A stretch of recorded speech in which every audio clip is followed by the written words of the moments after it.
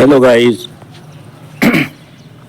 आज हम कक्षा 10वीं विषय विज्ञान के महत्वपूर्ण प्रश्नों पर चर्चा करेंगे जो वर्ष 2024 के लिए बहुत ही महत्वपूर्ण है। इससे पहले साथियों, यदि आपने पाटीदार ज्ञान चैनल को सब्सक्राइब नहीं किया तो पाटीदार ज्ञान चैनल को सब्सक्राइब करें, बेल आइकन प्रेस करें ताकि आने वाली नोटिफिकेशन आपको समय पर मिलती रहे तथा वीडियो अच्छा लगे तो अंत में लाइक, शेयर और कमेंट करिए। चलिए शुरू करते हैं महत्वपूर्ण प्रश्नों पर चर्चा। रासायनिक समीकरण से आप क्या समझते हैं, जो अध्याय 1 का प्रश्न है। किसी संतुलित समीकरण का उदाहरण दीजिए। इसी के अंतर्गत दूसरा है विस्थापन अभिक्रिया किसे कहते हैं, उदाहरण दीजिए। तीसरा क्वेश्चन है द्विविस्थापन अभिक्रियाएं किसे कहते हैं, उदाहरण दीजिए। चौथा क्वेश्चन है श्वसन और ऊष्माक्षेपीय अभिक्रिया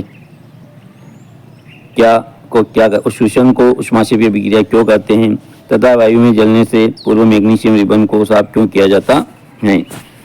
इसी का अध्याय का क्वेश्चन नंबर जो 6 है वह है जब लोहे की कील को कॉपर सल्फेट के विलयन में डुबाया जाता है तो विलयन का रंग क्यों बदल जाता है। 7वां ऊष्माक्षेपी और ऊष्माशोषी अभिक्रिया को उदाहरण सहित परिभाषित कीजिए। अथवा इसे इस प्रकार भी पूछा जा सकता है कि ऊष्माक्षेपी रासायनिक अभिक्रिया को परिभाषित कीजिए। अब अध्याय 2 में हम चलते हैं। तो अध्याय 2 के अंतर्गत जो पहला क्वेश्चन है वह है अम्ल किसे कहते हैं, पीएच स्केल किसे कहते हैं। दूसरा है तीसरा इसका अम्लीय वर्षा से क्या समझते हो तथा क्रिस्टलीकरण से क्या समझते हो तथा इसी अध्याय 2 का जो 5वां क्वेश्चन है वह क्रिस्टलन जल क्या होता है। अब 6ठा क्वेश्चन इसी अध्याय के अंतर्गत जो है उसका है पीतल एवं तांबे के बर्तनों में दही एवं खट्टे पदार्थ क्यों नहीं रखने चाहिए। प्लास्टर ऑफ पेरिस को आर्द्ररोधी बर्तन में क्यों रखा जाना चाहिए, समीकरण सहित लिखिए। 8वां क्वेश्चन है उदासीनीकरण प्रक्रिया को उदाहरण सहित परिभाषित कीजिए। धोने का सोडा एवं बेकिंग सोडा में के 2 महत्वपूर्ण उपयोग लिखिए। 10वां है इसका अम्ल एवं क्षार में कोई 4 अंतर लिखिए। प्रश्न नंबर 11 है जल की अनुपस्थिति में अम्ल का व्यवहार अम्लीय क्यों हो जाता है तथा 12वां है इसका आवासीय जल विद्युत का चालक क्यों नहीं होता जबकि वर्षा का जल होता नहीं। प्लास्टर ऑफ पेरिस के कोई 4 उपयोग लिखिए।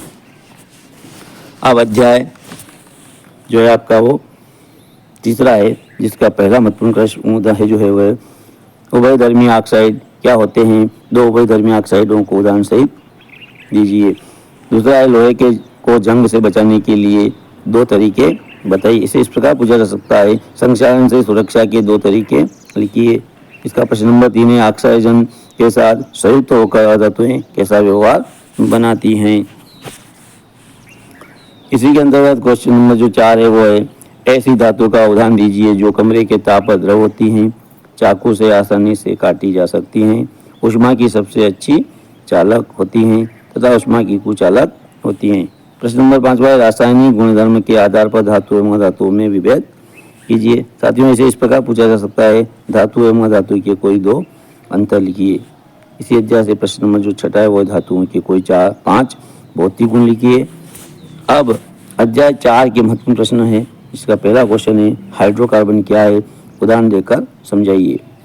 विषम परमाणु क्या कहलाते हैं, उदाहरण दीजिए। तीसरा इसका प्रतिस्थापन अभिक्रिया किन्हें कहते हैं। प्रश्न नंबर 4 किण्वन से आप क्या समझते हो। 5वां है अध्याय 4 का भौतिक एवं रासायनिक गुणधर्मों के आधार पर एथेनॉल एवं एथेनाइक अम्ल से आप क्या कैसे अंतर करेंगे। 6ठा है साबुन की सफाई प्रक्रिया की क्रियाविधि समझाइए। साबुन एवं अपमार्जन में अंतर लिखिए। और इसका 2 क्वेश्चन इसमें। दूसरा है सजातीय या सजातीय श्रेणी को परिभाषित कीजिए। अब अध्याय 5 के महत्वपूर्ण प्रश्न है जिसका पहला है भोजन के पाचन में लार की क्या भूमिका है। हमारे शरीर में वसा का पाचन कैसे होता है, यह प्रक्रम कहाँ तक होता है। तीसरा है हमारे शरीर में हीमोग्लोबिन की कमी के क्या परिणाम हो सकते हैं। और अध्याय 5 से 14 क्वेश्चन है मानव का हृदय का व्यवस्थात्मक चित्र बनाइए। इसे इस प्रकार पूछा जा सकता है मानव हृदय का स्वच्छ एवं नामांकित चित्र बनाइए। प्रश्न नंबर 5 है धमनी एवं शीरा में अंतर स्पष्ट कीजिए। 5वां क्वेश्चन है उसका 6ठा क्वेश्चन है इसका मानव के आहार नाल का वर्णन कीजिए। 6ठा क्वेश्चन है जाइलिम एवं फ्लोएम में अंतर लिखिए। और इसका जो 8वां क्वेश्चन है वो है रक्त एवं लसिका में अंतर स्पष्ट कीजिए। इनके प्रश्नों के क्रम ज़्यादा डालने में आ गए, 8 क्वेश्चन इसमें कुल हैं। अब आता है अध्याय 6 जिसका पहला क्वेश्चन है हार्मोन से क्या समझते हो। पादप हार्मोन क्या हैं, आयोडीन युक्त नमक के उपयोग की सलाह क्यों दी जाती है, तंत्रिका कोशिका का नामांकित चित्र बनाइए। तंत्रिका कोशिका का नामांकित चित्र बनाइए, ये डबल प्रिंट हो गया नहीं है। इसी प्रकार 5वां क्वेश्चन है मेरुरज्जु अज्ञात में किन संकेतों के आने से में व्यवधान होता है। 7वां है पादप की प्रकाशानुवर्तन किस प्रकार होता है। अब अध्याय 7 से जो क्वेश्चन है उसमें पहला क्वेश्चन है द्विखंडन क्या है, बहुखंडन क्या है, अलैंगिक जनन किसे कहते हैं, लैंगिक जनन किसे कहते हैं। 5वां है परागण क्या है। 6वां है द्विखंडन बहुखंडन में से किस प्रकार भिन्न है। 7वां क्वेश्चन है आपका जनन किसी स्पीशीज की समष्टि में स्थायित्व से किस प्रकार सहायक है। इसे इस प्रकार पूछा जा सकता है जनन क्यों आवश्यक है। 8वां क्वेश्चन है अलैंगिक जनन की अपेक्षा लैंगिक जनन के क्या लाभ हैं। और इसका 9वां क्वेश्चन है आपका मानव के वृषभ के कार्य, मानव के वृषण के कार्य लिखिए। ये 9वां है मानव के वर्षण के कार्य लिखिए। अमीबा में द्विखंडन की विभिन्न अवस्थाओं का क्रमवार चित्र बनाइए। 11वां है पुष्प की अनुदैर्घ्य काट का स्वच्छ एवं नामांकित चित्र बनाइए। अध्याय 8 के कुल 3 क्वेश्चन उसमें पहला है आनुवंशिकता क्या है, आनुवंशिक लक्षण किन्हें कहते हैं, गुणसूत्र क्या है अथवा गुणसूत्र किसे कहते हैं। तीसरा है गुणसूत्र का कार्य एवं महत्व समझाइए। अब अगले 8 से पहला क्वेश्चन है आपका गोली दर्पण किसे कहते हैं, ये कितने प्रकार के होते हैं। आवर्धन किसे कहते हैं, लेंस की क्षमता से आप क्या समझते हो, इसका मात्रक क्या है, अपवर्तनांक से आप क्या समझते हैं। इसे इस प्रकार पूछा जा सकता है अपवर्तनांक एवं क्योर माध्यमों में प्रकाश की चाल में क्या संबंध हैं। इसी का 5वां क्वेश्चन जो है आपका वह 15 सेंटीमीटर फोकस दूरी के एक अवतल दर्पण का उपयोग करके हम किसी बिंब का सीधा प्रतिबिंब बनाना चाहते हैं। बिंब का दर्पण से दूरी का परिसर क्या होना चाहिए, प्रतिबिंब की प्रकृति कैसी है, प्रतिबिंब बिंब से बड़ा है या छोटा, इस स्थिति का एक किरण आरेख खींचिए। 15 सेंटीमीटर फोकस दूरी से किसी उत्तल लेंस के में कोई बिंब 10 सेंटीमीटर दूरी पर रखा है, प्रतिबिंब की स्थिति एवं प्रकृति याद कीजिए। इसी में इस अध्याय से क्वेश्चन नंबर 7वां है 7 सेंटीमीटर साइज का कोई बिंब 18 सेंटीमीटर फोकस दूरी से किसी अवतल दर्पण के सामने 27 सेंटीमीटर दूरी पर रखा गया है। दर्पण से कितनी दूरी पर किसी पर्दे को रखे कि उस पर वस्तु का स्पष्ट फोकस प्रतिबिंब प्राप्त किया जा सके, प्रतिबिंब का साइज एवं तथा प्रकृति याद कीजिए। इसी अध्याय से क्वेश्चन नंबर 8वां है आपका तरवलक उत्तल एवं समतल दर्पण के उपयोग लिखिए। अब अध्याय 9 जिससे का पहला क्वेश्चन है निकट दृष्टि दोष किसे कहते हैं, दूरदृष्टि दोष किसे कहते हैं। तीसरा है वर्ण वर्षा के होने के बाद ही आकाश में दृश्य को देखते हैं, वर्ण विक्षेपण किसे कहते हैं, विचलन कोण किसे कहते हैं, तारे क्यों टिमटिमाते हैं, सचित्र वर्णन कीजिए। मानव नेत्र का नामांकित चित्र बनाइए। सूर्योदय एवं सूर्यास्त के समय पूर्व सूर्य रक्ताभ क्यों प्रतीत होता है।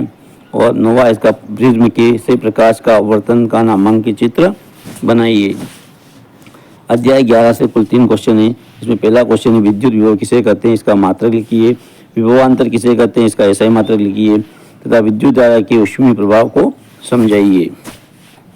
अध्याय 12 से पहला क्वेश्चन है चुंबकीय क्षेत्र किसे कहते हैं, किसी विद्युत परिपथ में लघुपातन कब होता है तथा विद्युत धारा का उपयोग करते समय हमें कौन कौन सी मुख्य सावधानियां रखना चाहिए। ऐसे इस प्रकार भी पूछा जा सकता है कि विद्युत धारा परिपथों का उपयोग में लाते समय क्या क्या सावधानी रखना चाहिए। अतः इसका चौथा क्वेश्चन है फ्रेमिंग वाम हस्त बाएं हाथ का नियम लिखिए।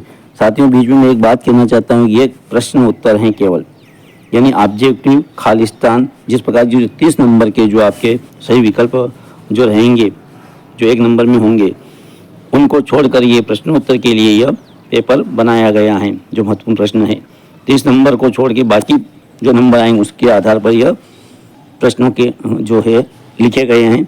इसकी तैयारी करना है। ऑब्जेक्टिव, खालिस्तान, सही जोड़ी आदि की तैयारी आप अपने स्तर पर किताब और गाइड से करिए। चलिए आगे बताते हैं अध्याय 13 के जो पहला क्वेश्चन है वो है पर्यावरण क्या है, उपभोक्ता किन्हें कहते हैं, उदाहरण दीजिए। शाकाहारी से आप क्या समझते हो, उदाहरण दीजिए।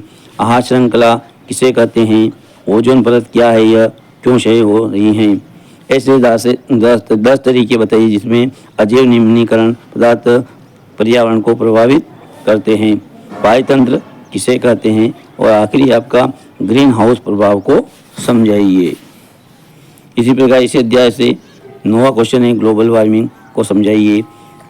तो क्या होगा, इसका आखिरी क्वेश्चन है क्या होगा यदि हम किसी पोषी स्तर से सभी जीवों को समाप्त कर दें। इस प्रकार से यह महत्वपूर्ण प्रश्न है जो केवल 2 अंक, 3 अंक और जो 4 अंक में पूछे जाएंगे उससे संबंधित हैं। 1 अंक के तैयारी के लिए आपको अपनी बुक से और गाइड आदि से आपको तैयारी करना है। धन्यवाद साथियों।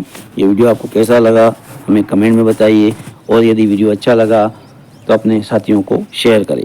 धन्यवाद।